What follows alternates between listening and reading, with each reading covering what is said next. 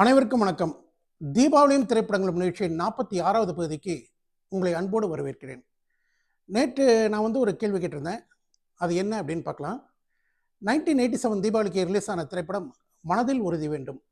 சுஹாசினி, ஸ்ரீதர், சந்திரகாந்த், விவேக், ரமேஷ் அரவிந்த் நடித்த இந்த படத்திற்கு பாடல்கள் வாலி, இசை இளையராஜா, கதை வசனம் டைரக்ஷன் கே பாலச்சந்தர். அரங்கேற்றம் அவள் ஒரு தொடர்கதை மாதிரி ஹீரோயின் குடும்பத்துக்காக உழைத்து தன்னை தியாகம் பண்ணக்கூடிய ஒரு கதை அமைப்பு இந்த படத்துலையும் கே பாலச்சந்தர் அதே மாதிரி ஒரு சப்ஜெக்டை தேர்ட் டைம் எடுத்திருப்பார். இந்த படத்தில் எஸ்பிபி ஒரு டாக்டராக நடிச்சிருப்பார். அவர் தெலுங்குலலாம் முதல்ல நடிச்சிருக்காரு. பட் தமிழில் அவர் நடித்த முதல் படம் இதுதான். இதை தொடர்ந்து சில படங்களையும் நடித்தார், டிவி சீரியல்களையும் ஆக்ட் பண்ணார். ஆக்சுவலாக ரமேஷ் அரவிந்த் இந்த படத்தில் கமிட் ஆகும்போது ஆல்ரெடி அவர் பாக்யராஜோட ஒரு படத்தில் ஹீரோவாக கமிட் ஆகியிருந்தார்.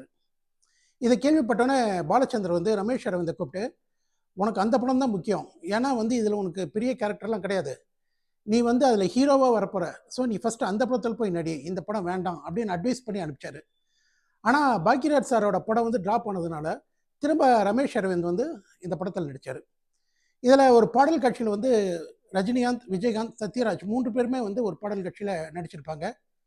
கண்ணா வருவாயா, மீரா கேட்கிறாள், அட வங்காளக்கடலே, இப்படி ஒவ்வொரு பாடலுமே ரொம்ப அருமையாக இருக்கும். இளையராஜாவோட இசையில் கண்ணின் மணியே கண்ணின் மணியே போராட்டமா, அப்படி ஒவ்வொரு பாட்டையும் நம்ம சொல்லிட்டு போகலாம்.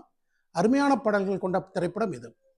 1987 தீபாவளிக்கு ரிலீஸ் ஆன திரைப்படம் நேரம் நல்லா இருக்கு. ராமராஜன், நிஷாந்தி நடித்த படம் இது. பாடல்கள் புலமை பித்தன், கங்கை அமரன், இசை மெல்லிசை மன்னர் எம்.எஸ். விஸ்வநாதன், டைரக்ஷன் மனோஜ்குமார். நடிகர் சிங்கமுத்து இன்ட்ரடியூஸ் ஆன திரைப்படம் இது. ராமராஜன் அவர்களுக்கு ஒரு வித்தியாசமான கேரக்டர் இந்த படத்தில். இந்த படம் பத்திரிகையின் பாராட்டை பெற்ற ஒரு திரைப்படம். 21/10/87 தீபாவளிக்கு வெளியான திரைப்படம் புயல் பாடும் பாட்டு. ராதிகா, ரகுவரன், ஜனகராஜ், மனோரமா நடித்த இந்த படத்திற்கு கதை பரதன், வசனம் மு. கருணாநிதி, பாடல்கள் புலமை பித்தன், கங்கை அமரன், இசை இளையராஜா, டைரக்ஷன் மணிவண்ணன். 21/10/87 தீபாவளிக்கு ரிலீஸ் ஆன திரைப்படம் பூக்கள் விடும் தூது. ஹரிஹரன், மோனிஷா நடித்த இந்த படத்திற்கு கதை வசனம் இசை டி. ராஜேந்தர், டைரக்ஷன் ஸ்ரீதர் ராஜன். கதிரவனை பார்த்து காலை விடும் தூது, வண்டுகளை பார்த்து பூக்கள் விடும் தூதுன்னு ஜேஸ்தாஸ் பாடிய பாடலும், மூங்கில் காட்டோரும் எஸ்பிபி பாடிய பாடலும் சூப்பர் ஹிட் பாடல்கள். நட்சத்திரங்கிற மலையாள படத்தோட ரீமேக் இது.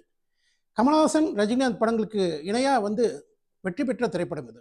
1987 தீபாவளிக்கு ரிலீஸ் ஆன திரைப்படம் இனிய உறவு பூத்தது.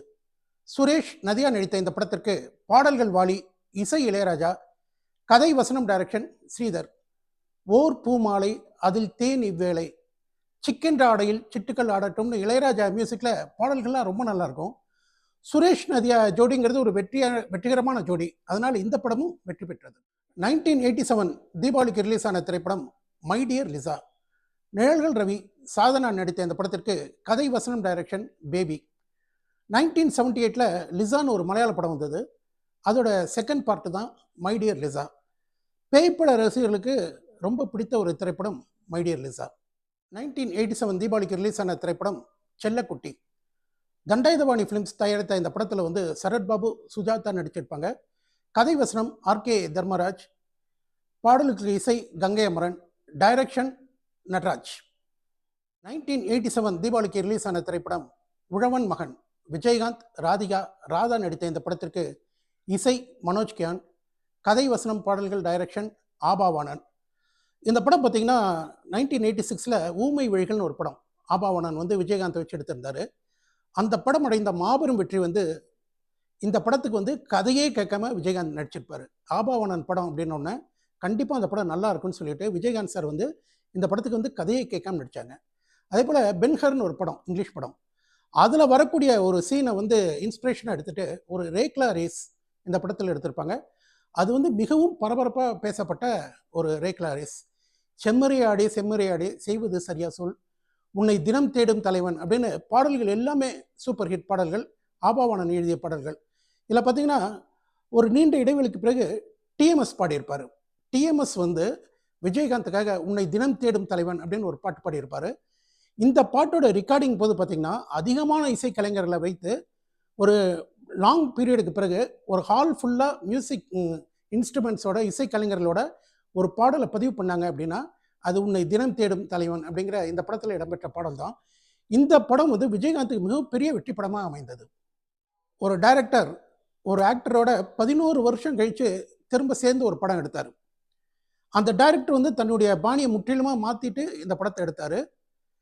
ஆ நடிகரோட ரசிகர்களுக்கு வந்து அந்த படம் புடிச்சது. பட் டைரக்டரோட ரசிகர்களுக்கு அந்த படம் பிடிக்கல.